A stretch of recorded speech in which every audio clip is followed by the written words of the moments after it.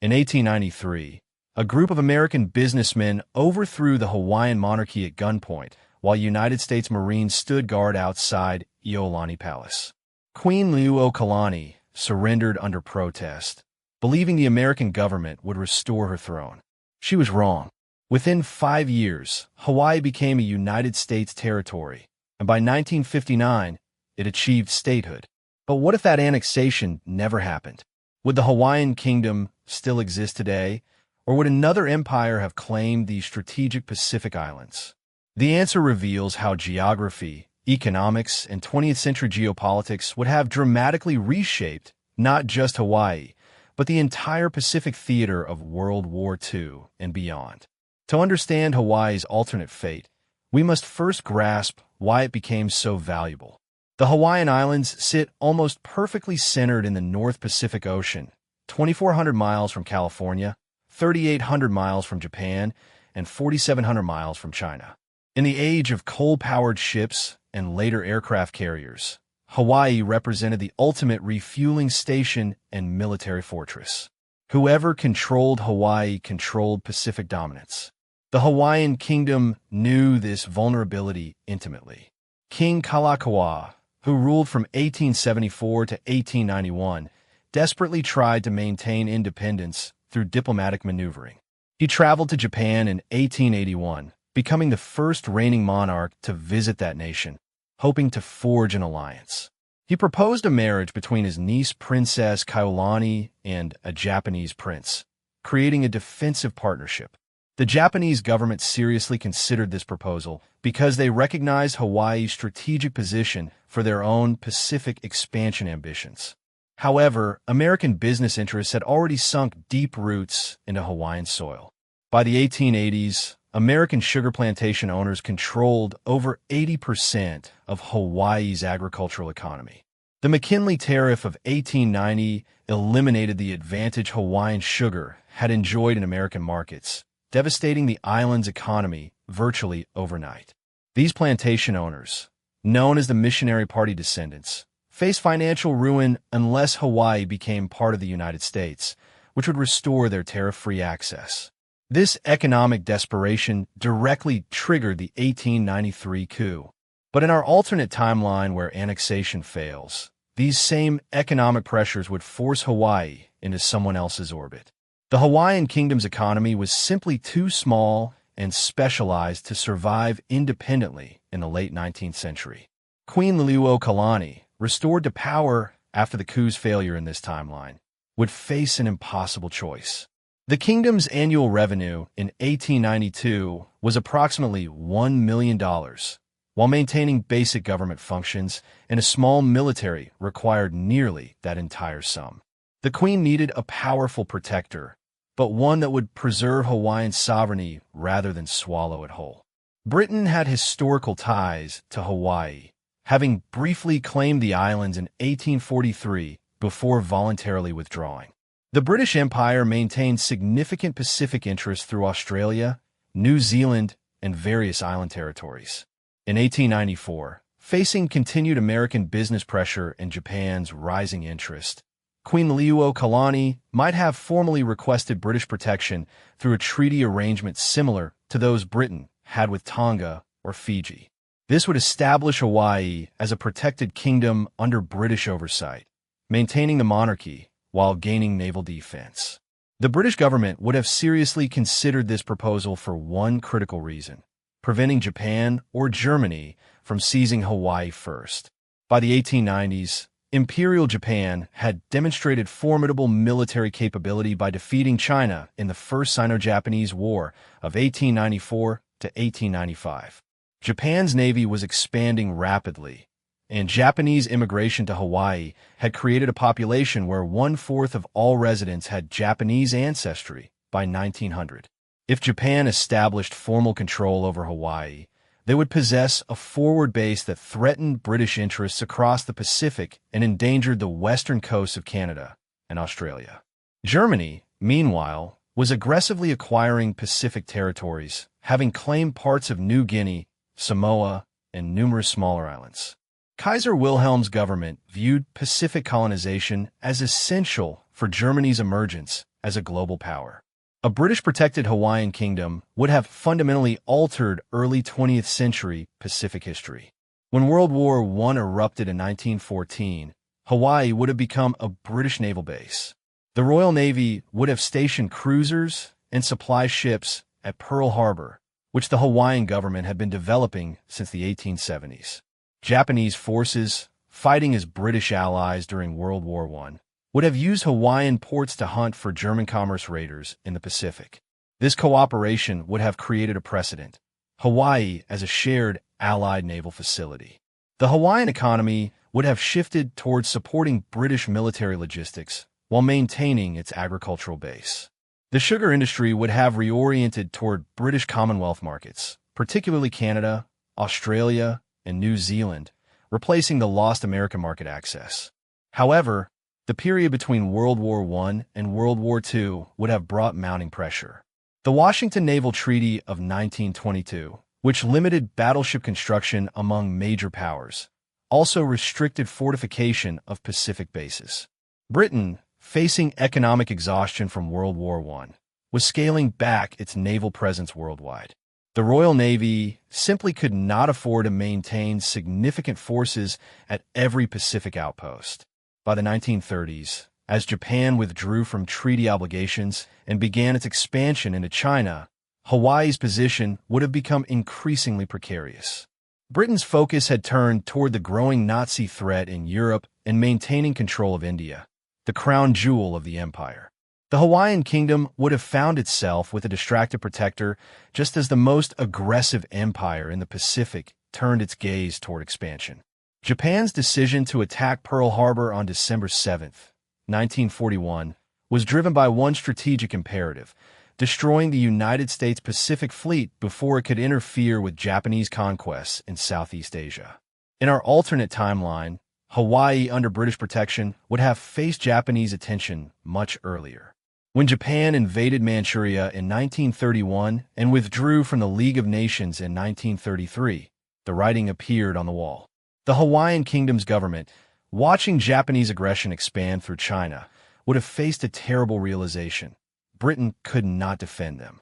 The Royal Navy's Singapore strategy assumed that a powerful fleet could be dispatched from Europe to defend Asian territories if threatened. This assumption proved catastrophically wrong when Singapore fell to Japanese forces in 1942 after Britain's European commitments prevented adequate reinforcement. Hawaii would have likely faced invasion between 1938 and 1941 during Japan's southern expansion. The islands possessed exactly what Japan needed: a mid-Pacific refueling base that would extend their operational range toward the Americas and a source of agricultural products for their resource-starved empire. A Japanese invasion of Hawaii in the late 1930s would have unfolded very differently than the 1941 surprise attack on the American fleet. Japan would not have needed to execute a risky carrier strike across thousands of miles of ocean. Instead, they could have employed their well-practiced strategy of incremental occupation backed by overwhelming local force. Beginning in 1938 or 39, Japan would have dramatically increased immigration to Hawaii, sending thousands of additional settlers who were secretly trained military reservists. This demographic infiltration technique had succeeded in Manchuria and parts of China. Simultaneously, Japanese naval vessels would have increased their port visits to Honolulu under the pretense of friendly diplomatic calls, carefully surveying defenses and landing limited troop contingents. The actual invasion would have likely occurred in coordination with Japan's invasion of French Indochina in September 1940 or their attack on Pearl Harbor in December 1941. Japanese carriers and troop ships would have arrived at Hawaii with approximately 40,000 troops, facing perhaps 5,000 British Commonwealth forces and whatever local Hawaiian Defense Force existed. The Hawaiian Kingdom's government would have faced an impossible situation. Resistance would mean the complete destruction of Hawaiian military forces and likely significant civilian casualties during urban fighting in Honolulu.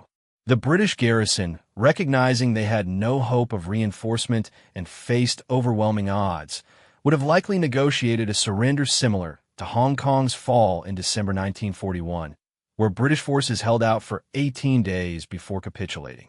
The Hawaiian monarchy would have been presented with an ultimatum: cooperate with Japanese occupation or face abolition. Queen Liliuokalani had died in 1917, but in this timeline, the Hawaiian monarchy would have continued through succession. Her designated heir was Princess Kailani, who in our real timeline died young in 1899. But in an alternate timeline where the monarchy survived, she would have lived to become queen, likely ruling until the 1930s. By the time of Japanese invasion, Hawaii would have been ruled by the next generation, possibly Queen Kailani's heir or a collateral branch of the royal family. This Hawaiian monarch would have faced the same choice as Emperor Bao Dai of Vietnam or King Norodom Sihanouk of Cambodia during Japanese occupation. Become a puppet ruler, maintaining the appearance of sovereignty while Japanese military authorities held real power, or refuse and watch the monarchy be abolished entirely along with any pretense of Hawaiian identity. Historical evidence suggests the Hawaiian royal family would have chosen collaboration under duress, similar to how Thailand's monarchy maintained nominal independence during Japanese occupation by declaring war on the Allies. Japan's strategy throughout their Greater East Asia co-prosperity sphere involved maintaining local government structures while installing Japanese advisors who held actual authority. The Hawaiian Kingdom would have been reorganized as a member state of this sphere, with the monarchy technically intact, but Japanese military governors controlling all meaningful decisions. Sugar plantations would have been repurposed to grow food crops for Japanese forces. Pearl Harbor would have been massively expanded as Japan's Central Pacific naval base. The Hawaiian population would have experienced the same harsh occupation conditions as other Japanese-conquered territories: military rationing, forced labor on defense installations, Japanese language instruction replacing English in schools, and brutal suppression of any resistance. The native Hawaiian population would have faced particularly cruel irony. After fighting against American annexation to preserve their independence, they would have found themselves under an occupation far more oppressive than American territorial status ever was. Japanese racial ideology placed Japanese at the top of a hierarchy, with other Asians below and Pacific Islanders near the bottom. Native Hawaiians would have been relegated to subordinate status in their own homeland, experiencing systematic discrimination while watching their cultural institutions be manipulated for Japanese propaganda purposes. The Japanese military would have emphasized Hawaii's Asian connections while suppressing Hawaiian language and culture that did not serve occupation goals. Traditional Hawaiian practices would have been permitted only when they could be presented as evidence of Hawaii's natural place in the Japanese-led Asian sphere, separate from Western civilization. The strategic implications of Japanese-controlled Hawaii would have been catastrophic for the Allied war effort. In our real timeline, Hawaii served as the launching point for the entire American Pacific campaign. The attacks on Guadalcanal, the Marshall Islands, the Marianas, the Philippines, and ultimately Japan itself all depended on Pearl Harbor as a logistics hub and fleet base. Without Hawaii, the United States would have been forced to operate from West Coast ports, adding thousands of miles to every operation. The distance from San Francisco to Tokyo is 5,100 miles. The distance from Pearl Harbor to Tokyo is 3,800 miles. That 1,300-mile difference translates to days of additional sailing time, massively increased fuel consumption, reduced operational tempo, and severely limited striking range for aircraft. More critically, Japanese possession of Hawaii would have allowed them to threaten the west coast of the United States and Canada directly. Japanese submarines and long-range aircraft operating from Hawaiian bases could have raided shipping along the entire Pacific coast. The psychological impact on American public opinion would have been profound. In our timeline, Japan managed only minimal attacks on the continental United States. The submarine shelling of Fort Stevens in Oregon and the tiny bombing of Oregon forests by aircraft launched from submarines. But with Hawaii as a forward base, Japan could have mounted substantial raids using land-based bombers, potentially hitting targets from San Diego to Seattle. This would have forced the United States to divert enormous resources to coastal defense that in our timeline went toward offensive operations. The liberation of Hawaii would have become a supreme Allied priority, but also an extraordinarily difficult undertaking. In our real timeline, the island-hopping campaign across the Pacific progressed from smaller, less defended islands toward larger, more heavily fortified positions.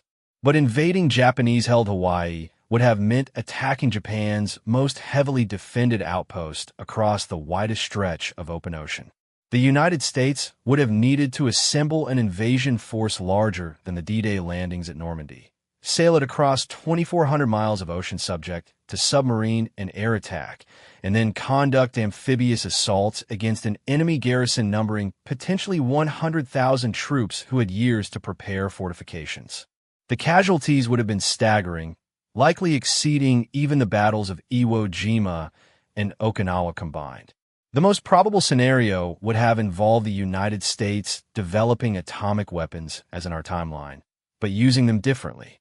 Instead of Hiroshima and Nagasaki, the first atomic bombs might have been used on Japanese military concentrations in Hawaii as preparation for invasion, or potentially on Hawaii's military installations as a demonstration to force Japanese surrender before invasion became necessary.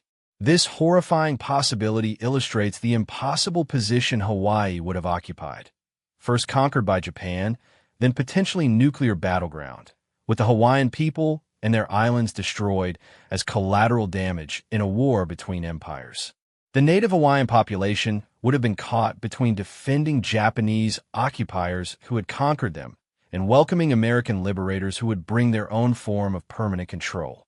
Assuming the United States successfully liberated Hawaii by 1945 or 1946, the question of Hawaiian independence would have immediately resurfaced in a dramatically changed context. The Hawaiian Kingdom's infrastructure would have been devastated by years of Japanese military occupation and subsequent battle damage from liberation fighting. The economy would have been shattered, with plantation agriculture disrupted, urban centers damaged, and the population traumatized.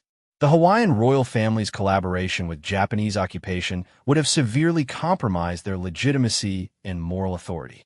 Independence movements worldwide were accelerating in the post-war period, with India, Indonesia, the Philippines, and dozens of other territories achieving sovereignty.